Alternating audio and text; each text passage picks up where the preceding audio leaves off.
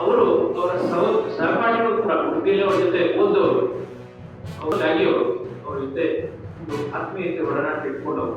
ಹೀಗೆ 4 ಜನ ಪ್ರಮುಖರಿಗೆ ಸನ್ಮಾನವನ್ನು ಇಟ್ಕೊಂಡಿದ್ದೀವಿ.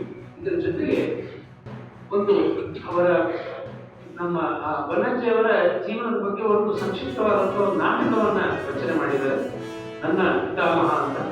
ಆ ನಾಟಕದ ನಿರ್ದೇಶನ ಮತ್ತು ಆ ತಂಡವನ್ನ ತಮಗೆಲ್ಲ ಗೊತ್ತಿರೋ ರೀತಿ ಖ್ಯಾತ ಚಲನಚಿತ್ರ ನಟರಾದ ಟಿವಿ ನಟರಾದ ಸುಚೇಂದ್ರ ಪ್ರಸಾದ್ ಅವರು ಅವರ ತಂಡ 15 ಜನರ ತಂಡ ಬಂದು ಆ ನಾಟಕ ಪ್ರದರ್ಶನವನ್ನು ಮಾಡ್ತಿದ್ದಾರೆ. ಸುಚೇಂದ್ರ ಪ್ರಸಾದ್ ತಮಗೆಲ್ಲ ಸುಚೇಂದ್ರ ಪ್ರಸಾದ್ ಅವರು.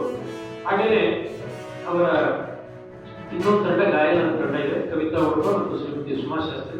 ಇವರಿಬ್ರು ಅವರು ಸಂಗೀತ ಕಾರ್ಯಕ್ರಮವನ್ನ ವಿಶೇಷವಾಗಿ ಬನ್ನಂಜೆಯವರ ರಚಿಸಿದ ಹಾಡುಗಳ ಬಗ್ಗೆ ಒಂದು ಹಾಡುಗಾರಿಕೆ ಅದು ಇರುತ್ತೆ. ಇದು ಒಟ್ಟು ಕಾರ್ಯಕ್ರಮ. ಇದರ ಜೊತೆಗೆ ನಮಗೆ ಇನ್ನೂ ಒಂದು ಪುಸ್ತಕ ಬಿಡುಗಡೆ ಕಾರ್ಯಕ್ರಮ ಇದು ಎರಡಿದೆ. ನಮ್ಮವರೇ ಆದಂತಹ ಶ್ರೀಮತಿ ಜಯಲಕ್ಷ್ಮಿ ಮಂಗಳಾಮೂರ್ತಿ ಅವರ ಸಮುನ್ನತ ಅಂತ ಒಂದು ಪುಸ್ತಕವನ್ನ ಇಂಗ್ಲಿಷ್ ತರ್ಜುಮೆ ಮಾಡಿದ್ದೇನೆ.